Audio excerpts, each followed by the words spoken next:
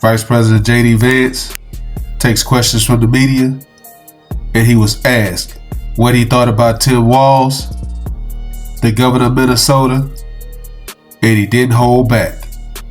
Take a listen. Well, it's very tough rhetoric from a guy who just quit because his fraudulent activities have been uncovered. Look, Tim Walz is a joke. His entire administration has been a joke. The idea that he's some sort of freedom fighter, he's not. He's a guy who has enabled fraud and maybe in fact has participated in fraud. That's what this new assistant attorney general position is going to find out. I don't care what Tim Walz says. I care about getting to the bottom of this fraud for the American people, and I care about enforcing the nation's immigration laws. That's what we're going to stay focused on. After destroying Tim Walz, VP Vance was asked about ICE agents and why they are continually being assaulted on the streets. Is it because of the Democrat rhetoric? Take a listen. Far left. They have radicalized a very small segment of the population, taught them that ICE agents are engaging in wide-scale violation of people's rights. What our ICE officers are doing is deporting the millions of criminal aliens that were let in during the Biden administration. So number one, we have to say, as a matter of leadership, and I would appreciate if the Democrats would join me on this, let's be honest about the fact that we have way too many illegal aliens in this country. Our ICE officers should be supported in doing their job. You're trying to actually marshal the far left lunatic fringe to engage in doxing, to try to make it impossible for them to enforce the law, and in some cases actually to engage in acts of domestic terrorism against our law enforcement officers. He was then asked, does he believe that the woman that was shot by ICE agents was radicalized? And if she was, who is she being radicalized by? Well, it's one of the things we're going to have to figure out, but here's the way that I put it. When somebody throws a brick at an ICE agent, or somebody tries to run over an ICE agent, who paid for the brick? And who told protesters to show up and engage in violent activity against our law enforcement officers? You see, just with this most recent terrible incident in Minneapolis, you see friends of this woman's or other people who are eyewitnesses saying basically that she was there to engage in obstruction of a legitimate law enforcement operation. How did she get there? How did she learn about this? There's an entire network, and frankly, some of the media are participating in it, that is trying to incite violence against our law enforcement officers. It's ridiculous, it's preposterous, and part of our investigatory work is getting to the bottom of it. Who's funding it? Who's supporting it? Who's cheerleading it? And of course, if there's illegal activity related to that, we're going to get to the bottom of that and prosecute it where we can. Vice President J.D. Vance was then asked, you said she's radicalized. Where are you getting your information from to say she was radicalized to do what she did to the ICE agents?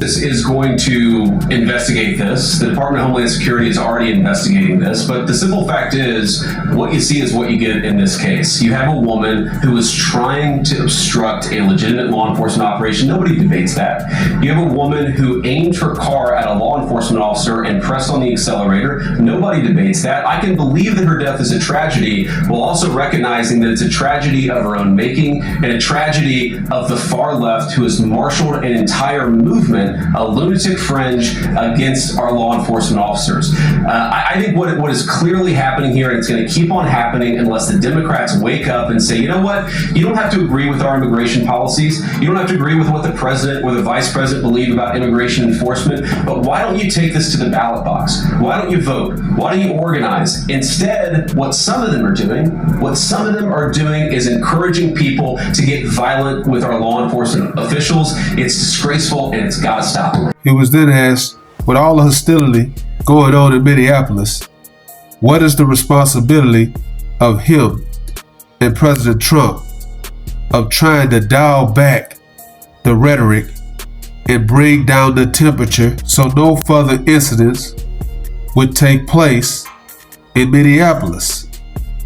What we have a responsibility to do is to protect the people who are enforcing the law and protect the country writ large. Whether you're a Democrat or Republican, you deserve to have the people's laws enforced in the United States of America. Now, again, I'm not happy that this woman lost her life. I'm not happy that this woman was there at a protest violating the law law by interfering with a law enforcement action.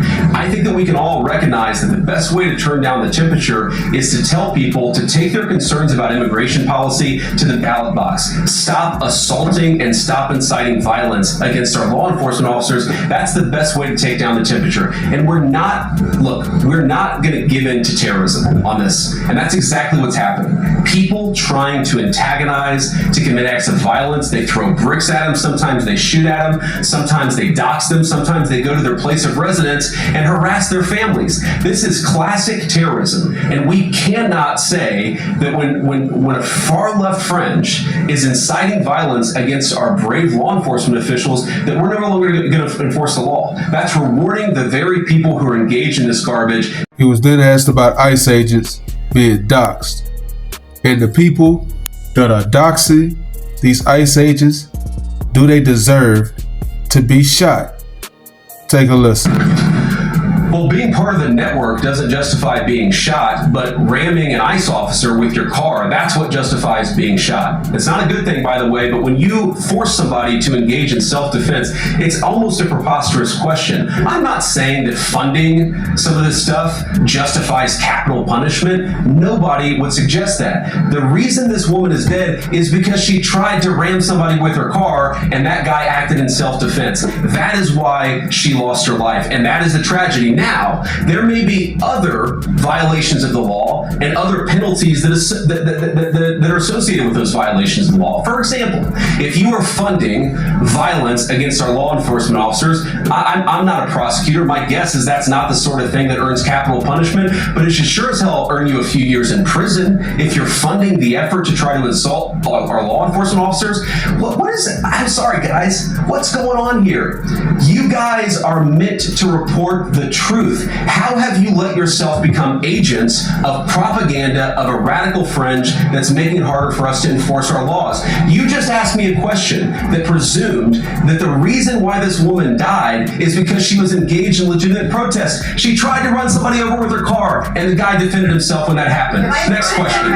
He was then asked, did he have any message for the mayor and the governor of Minnesota? Well, first of all, I think if you watch every angle of that video, there's one angle where if you squint, you can maybe tell yourself that it's not clear what happened. But when you look at all angles of that video, it is very clear that her vehicle went right for the guy. She actually collided with him. And then that's, of course, when he fired his shots. That's obvious, okay? So what I'd say to the protesters is, by all means, protest peacefully, but make this about ideas. Make this about disagreement with our policy.